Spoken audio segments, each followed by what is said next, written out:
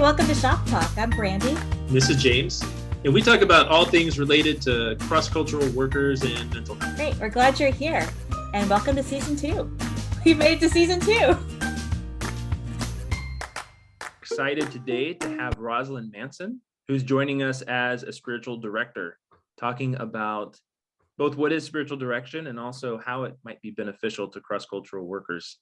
She graduated as a spiritual director in 2017, having completed an accredited 3-year formation program.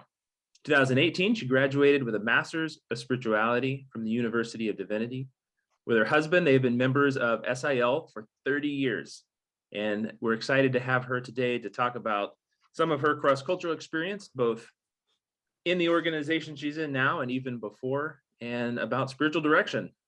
I feel like it's a bit of a mainstream thing all of a sudden. The first time I heard about it was one of my colleagues in Kenya, where I was working as a counselor, was a German psychiatrist. She was a medical doctor, went back, trained in counseling, trained in psychiatry. And then one day I heard that she was training to become a spiritual director, to add that to her offerings. Well, it is, like you said, James, it is, you hear a whole lot more about it these days. And I'm wondering from you, Roslyn, just what got you interested in spiritual direction and how you see that role play out in your work. Right. I didn't know about it until a few years ago. It is experiencing a surge in popularity in these times, isn't it? But it's actually a very old tradition. But I didn't know about it. I guess I started hearing about it, I don't know, maybe 10, 15 years ago. Not in a way that made me interested in it, to be honest. Really? Yeah. I became very interested in it when we'd been in Thailand for many years and returned to my home country of Australia. And that's a long story, but did a study program in spiritual direction and spiritual formation, spirituality. Now, I actually did that for myself. I did not do that thinking I would come out as a spiritual director. I did that for myself, my own heart, my own faith, my own journey, really. Then having gone through all of that, I love it so much and think it's such a gift to offer to people that I wanted to do it myself. But so that's a little bit perhaps of an unusual way to go about it. But the study of spiritual formation and that formation program was really a beautiful holding space, really, for my own journey. I came back from Thailand and I sort of disintegrated, actually, into a very severe burnout and what I would call a dark night of the soul. And as I emerged from that, God graciously put me in this program.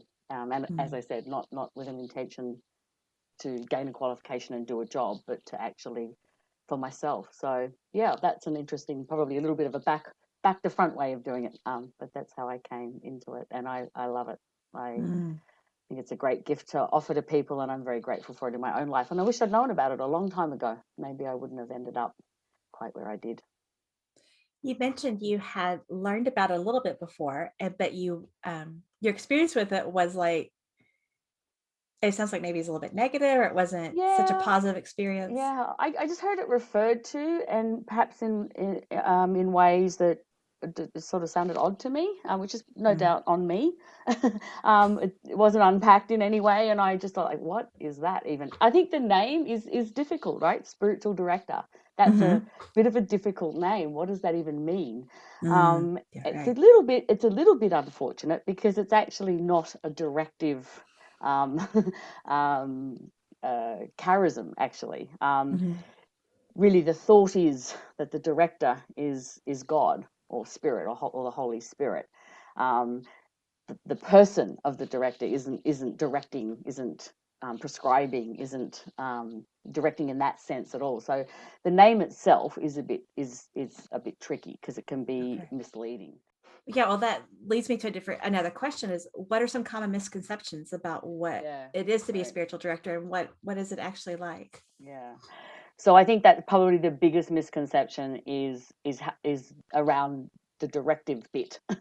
So maybe if I explain a little bit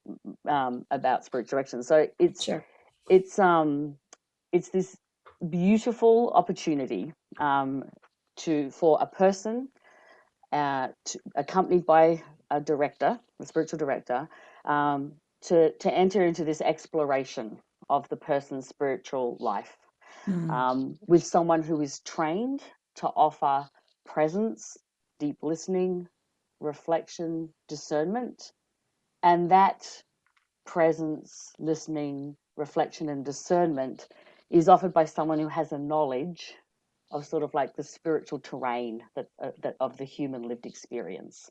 And everyone's path is unique, but the terrain, is somewhat familiar.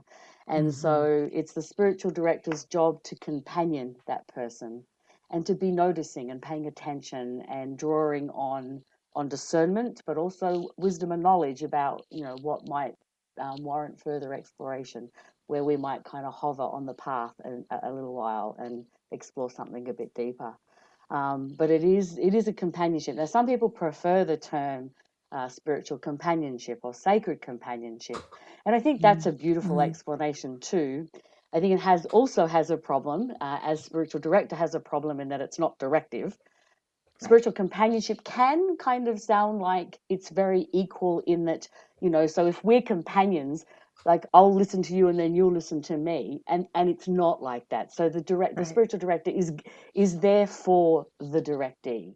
Ellie said that one of the director's role is to listen to three voices. So to listen to God's voice, to the person they're helping direct voice, and then to their own internal experience of the process.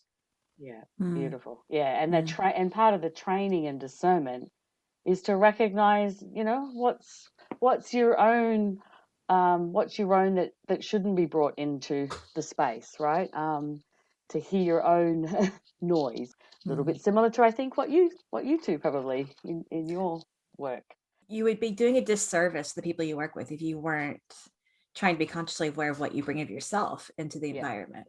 Yeah. So I appreciate that about what you do also. Listening to you talk about this, I'm just thinking, sign me up. I'm here.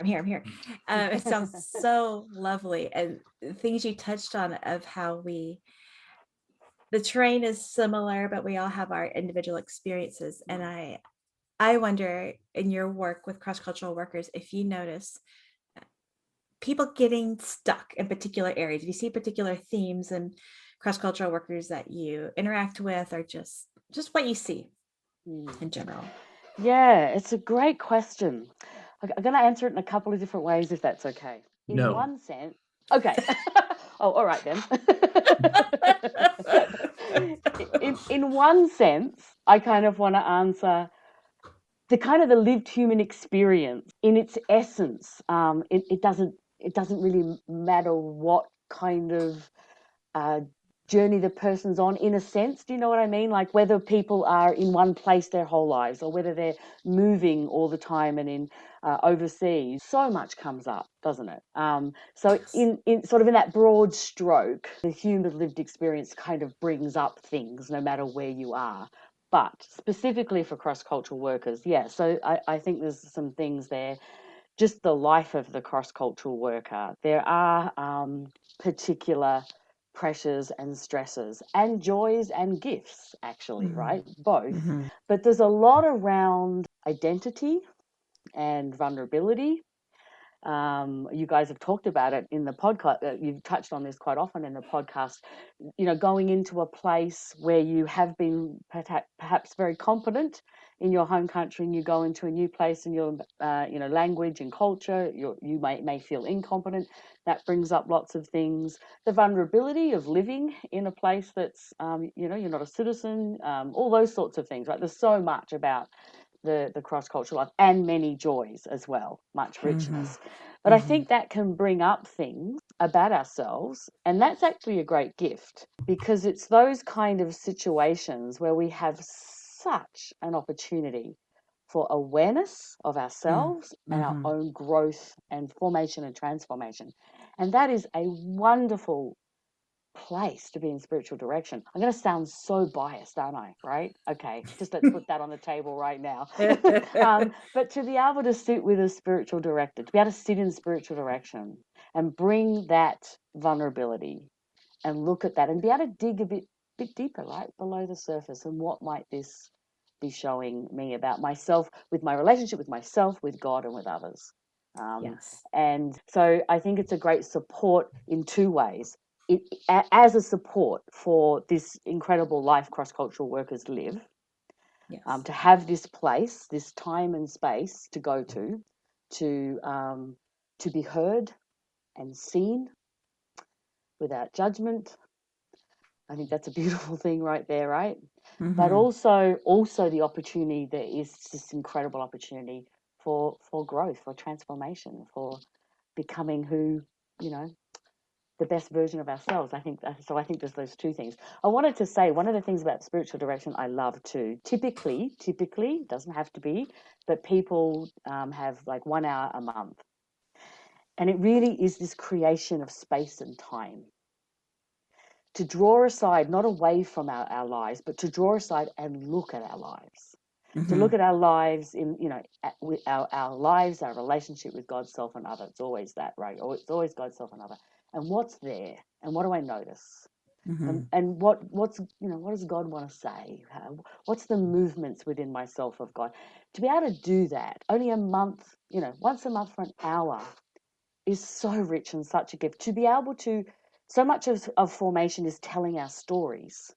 It's so powerful to tell our stories and be heard. And then to be heard by someone who has some knowledge and skill and discernment about what they're listening to is a gift too. Absolutely. I think there's something powerful about just being witnessed. Yes. And Yep. I'm in spiritual direction. And I think that's something that really stands out of significance to me, is there's just somebody else that's witnessing my experience in a kind of a beautiful accountability way. I love the word witness. Wished I'd said that, James. Thank you for bringing that up. Have your life witnessed in a beautiful way, right? In a honoring way. If it's okay to say this is how I feel as a spiritual director. And I mean this with my whole heart. Every single time I sit across from someone in spiritual direction, whether that be on the screen or in person, it feels like holy ground to me. I want to take. See, I could cry. I want to take my shoes off, because here is a precious human soul created in the image of God, loved, seen, held, and I get the privilege of listening, of witnessing, of holding. And it's very sacred. It is. I was thinking of the word sacred also. Yes. I have that experience sometimes in counseling people. You hold their story and you give it space to be recognized. Is such a healing and beautiful experience. It really is. What's the origin of spiritual direction? You talked about it having been around a long time. I always think of it more in the monastic contemplative sense. Right. So most people who write about the history of spiritual direction would point back to the desert mothers and fathers, 3rd century, in the deserts of Egypt. Some things, perhaps a little earlier than that, but sort of started there, where these people drew aside from the cities out into the deserts and lived a very ascetic kind of monastic sort of life, and people sought them out. Because these people were not just, getting away. They were fasting and praying and living lives completely really surrendered to God. And you know what? If you're if you're going to live like that, you're going to do some inner work, right? Or you're probably going to head back to the city pretty quick, or I don't know, be running around. Or you're going to go crazy or something. Right. People sought them out for this, for the wisdom, right? For the hungry. See that, and that still exists today, don't you think? We're all basically hungry for the true, for the deep. So anyway, that's where it's thought that it started, and understood to have started, and then over time developed more formally. And for a very long time, it was really only offered by ordained people in different parts of the church. And it's fairly recently that lay people have been trained, formally trained and kind of blessed to do this work. And now a lot of lay people are trained, but that's sort of the progression through time. So David Benner is one of my favorites. I have many favorites. I always say there's one of my favorites, but I have so many favorites. But David Benner is definitely a favorite. And he talks about, and he's just echoing people through time, how basically knowledge, deep knowledge, there's no deep knowledge of self without a deep knowledge of God, and there's no deep knowledge of God without a deep knowledge of self. That journey is in fact completely intertwined. Mm. And I think another gift of spiritual direction is a place where that work can be done, where we can bring ourselves in vulnerability. Here I am. Here I am. Let's look at this. Let's dig a little bit below the surface, and make that journey towards. I think of it as freedom, actually. To be free in who I really am, who God really created me to be. Mm-hmm. To get rid of the false stuff, to get rid of the layers that are really quite cumbersome. Yes. And I think that is a place in spiritual direction too. I also think it's the work of that comes up in the cross-cultural kind of life, where we can, for all sorts of reasons, lean into the false self maybe a little more than we would otherwise, perhaps especially if it's intermingled with ministry. I think there's all sorts of layers there that are a gift but can also be very challenging. So I think that's another gift of spiritual direction. There's this kind of understanding of oneself. I think in our home context, we can avoid facing that.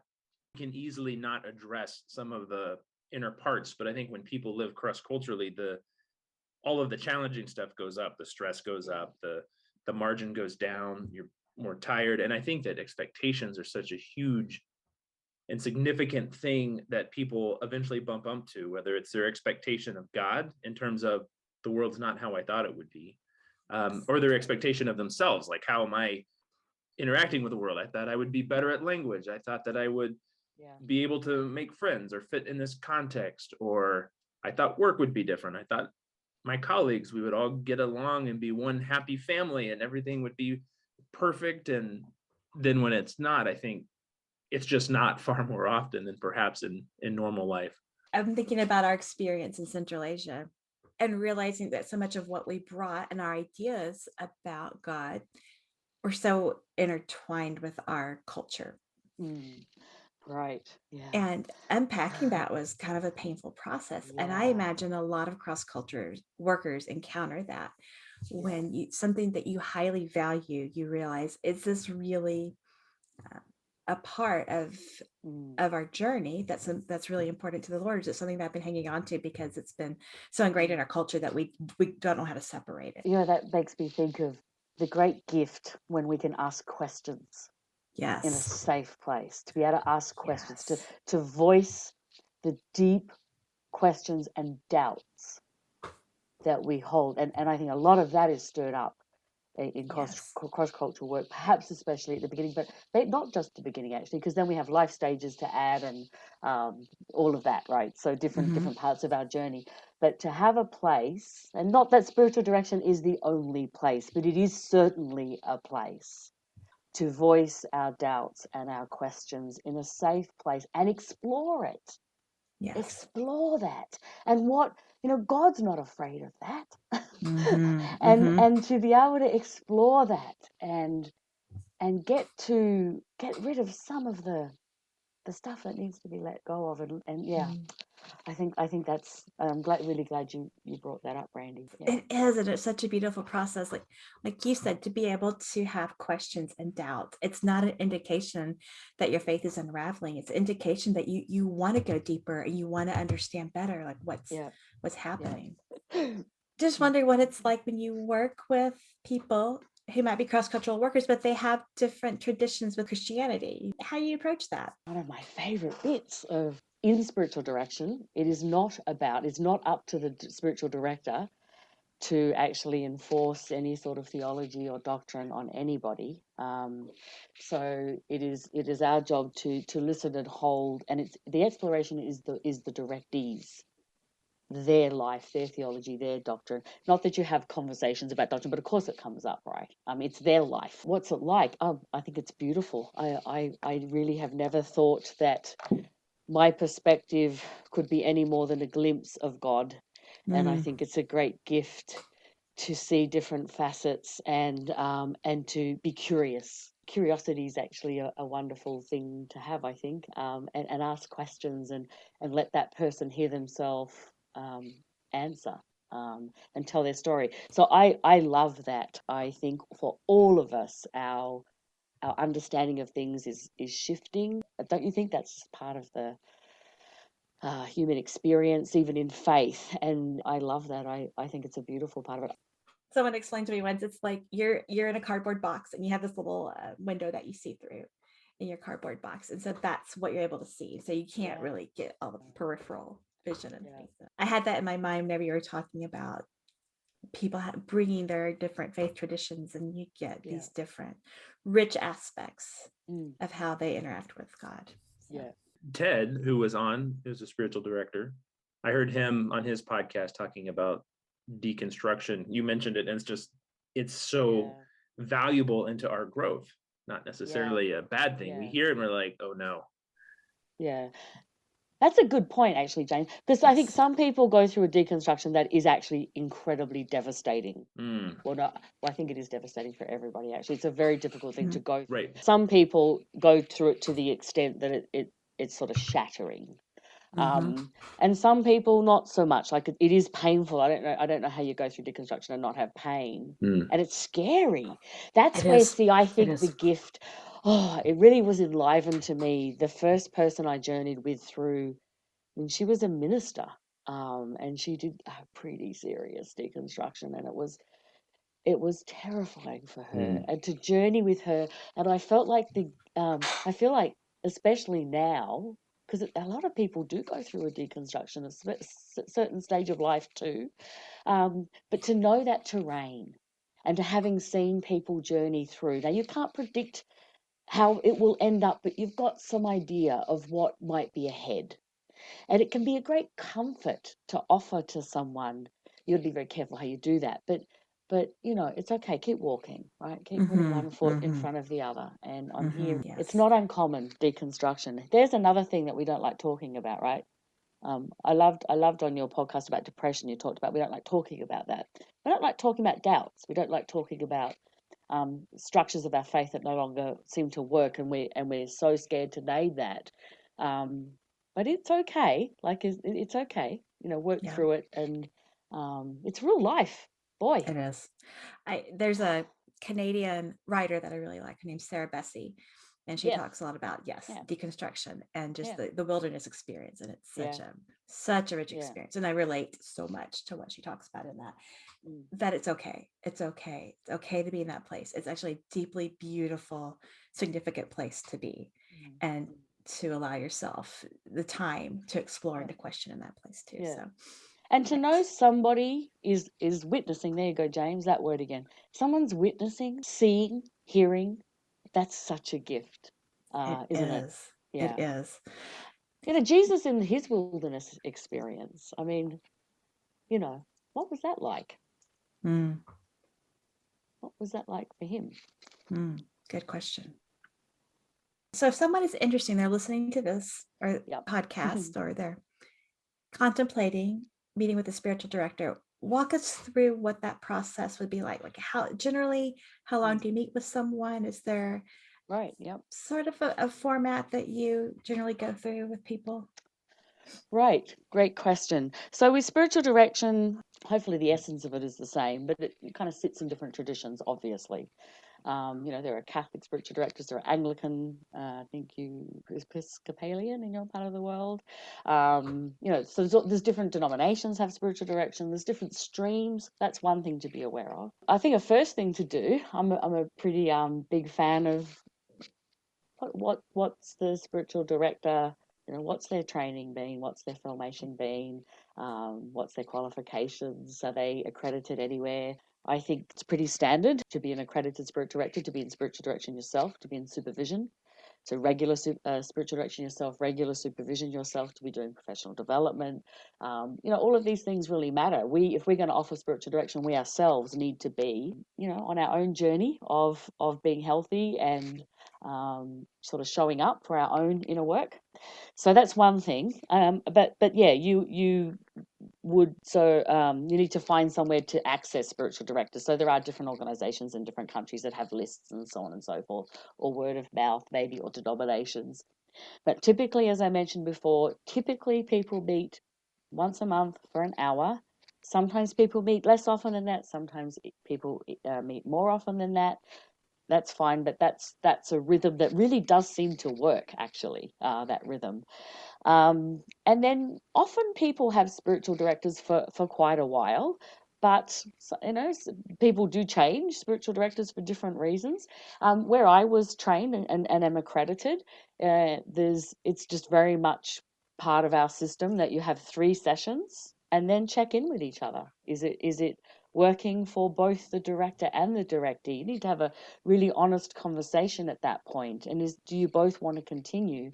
And again, where I'm accredited, we're expected to the end of every year that's sort of like the end. And if the directee wants to continue, then you go on. But there's always that opportunity to finish. I think it's quite healthy actually to have that built in.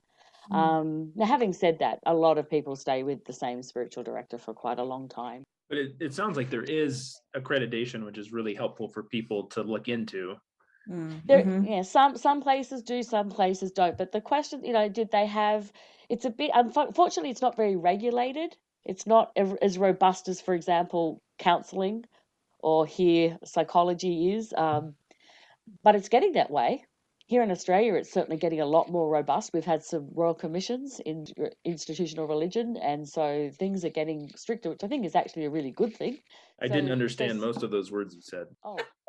What's a royal commission? That sounds intense. Oh, okay. Sorry. Yeah. Is there a scepter involved? Yeah, I think so. It's when there's some very significant, typically problem in the country that needs to have a very high level investigative approach, reassessment. Recommendations are made to the government and expected to be carried out. If they are or not, that's another thing. But we've had. So where I did my formation and training, there is a list, and we have to go through a pretty robust system every year to be on that list. And I think that's a good thing, right? Right. We have to have a current police check, what we call in Australia a police check. We have to be, and it has to be current. We have to be in spiritual direction ourselves regularly, supervision ourselves, show that we've done professional development.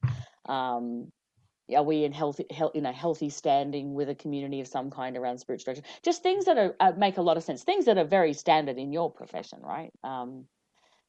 So yeah, I just think that's great, but not everywhere has that. Hopefully, it's getting a bit more robust everywhere because it's a good thing, right? People need to feel safe. I wanted to mention that about spiritual direction, Brandi. Your question, typically, what does it look like? It is really important that the directee feels safe. And that takes time to build trust, but to feel safe, then there's not really any point going on. Now, not to say that after 3 sessions, depending on the person and their background and what they've been through, that not to say after 3 sessions, oh, well, now we're in this deep relationship and we just forge forward, but some indication that, yeah, I will be able to deeply trust this person. If someone's looking for a spiritual director, they just really need to make sure they feel safe with this person, and otherwise they won't really be able to enter into the process, I don't think. Yeah. I mean, I think the same is true for counseling, but a lot of people don't recognize they have the control to not go back to that person. Right. Like, I am not the right counselor for everybody, and that's okay.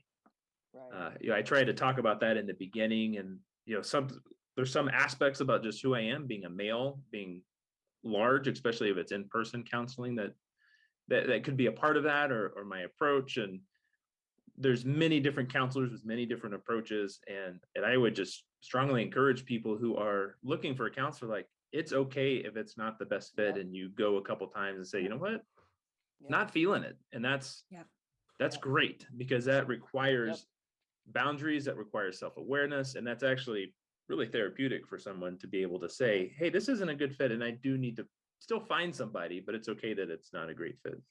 Yeah. And the directee, I'm guessing this would be the case with councils too, the director can say, actually, I can't continue. That's a big thing to do. You would take that to your supervisor and process that really well. But there are times where that's appropriate, actually.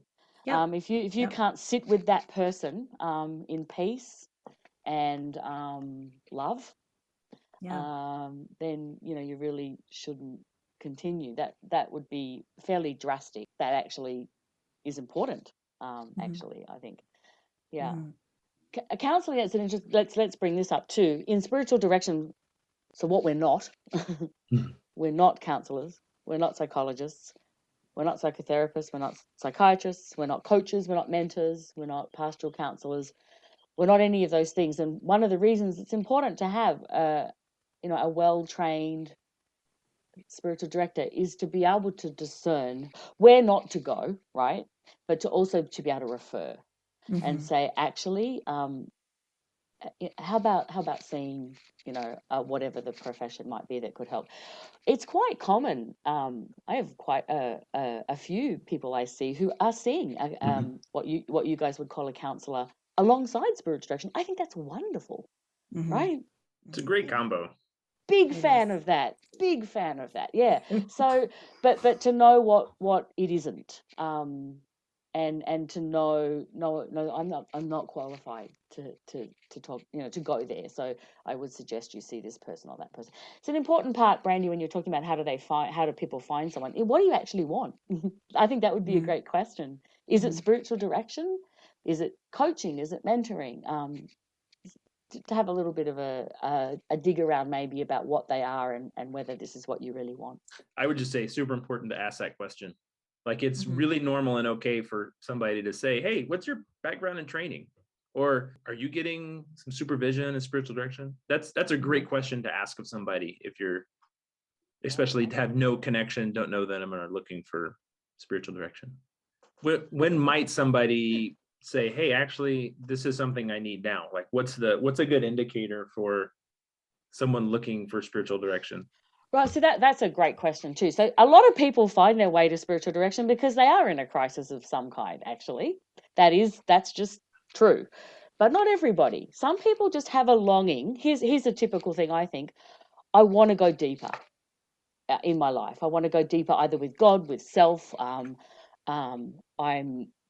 There's a hunger there. That I think that's the way people find themselves to spiritual direction. So sometimes it's a challenge, it's crises of some kind, but sometimes, or transition. Mm. But sometimes it's just this sense that this journey I'm on, I need some help. I need a companion, or something more than I'm getting from friendships and church, or whatever. So I think people come in different ways. I think sometimes people simply hear about someone talking about it, perhaps the opposite from my experience a few years ago, and thinking, oh, I love that. I Mm. I Mhm. want to do that, right? So Mhm. I think that's another way too, and it is simply becoming better known, especially Right. among Protestant people, right? So it's just becoming better known. Yeah. I mean, it's great because there isn't like a time. I mean, often people come to No, I counseling don't think when so. they're in crisis. Right, and to go to counselling, is this true? But I think you would go to counselling because there's something you want help with. There's a Specific usually. particular something, Mhm. right? Mhm. And you should go, right? That what a great thing to do to go Mm. to take that to counselling. With spiritual direction, you may have a something, but it's typically you're going to go with something more broad, like your life in general, Mhm. not so much this one thing, or even though that one thing could be complex, what people bring to you. So I think that's a Mhm. fairly big difference, actually. Yeah, that's really Plus, helpful. spiritual direction is not a place for diagnosis. It's not a place for treatment. It's not therapy. That's over to you guys. It's like it's a place for a journey. It's a place to explore your Yes, journey. a pilgrimage. Oh, I Yes. like that. When we talk about well-being and health, I'm Hmm. coordinating our well-being team and trying to think about this really holistic approach. We tend to really segregate ourselves. If I have a mental issue, I go, or feeling issue, I go to counseling. Yeah. Spiritual Mhm. issue, then I might go talk to a friend or a pastor, or if I have a physical issue, I go to a doctor. And I think we're missing out when we try to divide up our life because So do I. Mhm. Yes. It's all integrated. It's all yeah. related. Absolutely. So, Yeah.